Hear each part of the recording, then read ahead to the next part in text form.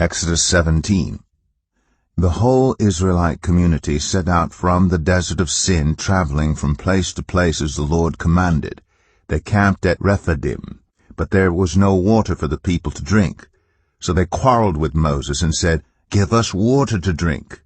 Moses replied, "Why do you quarrel with me? Why do you put the Lord to the test?" But the people were thirsty for water there, and they grumbled against Moses. They said, "Why did you bring us up out of Egypt to make us and our children and livestock die of thirst?" Then Moses cried out to the Lord, "What am I to do with these people? They are almost ready to stone me."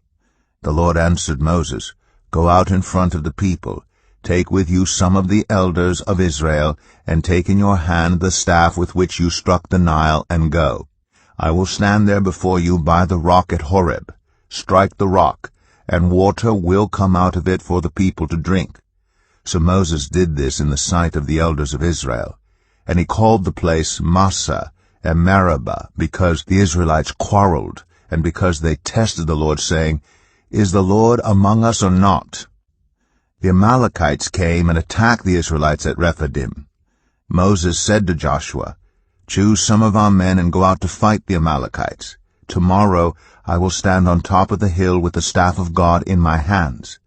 So Joshua fought the Amalekites as Moses had ordered, and Moses, Aaron, and Hur went to the top of the hill.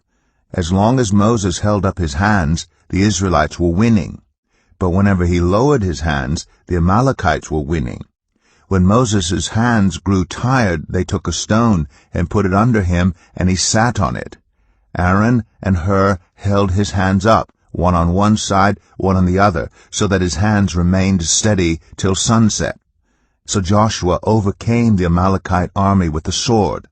Then the Lord said to Moses, "Write this on a scroll as something to be remembered, and make sure that Joshua hears it, because I will completely blot out the name of Amalek from under heaven."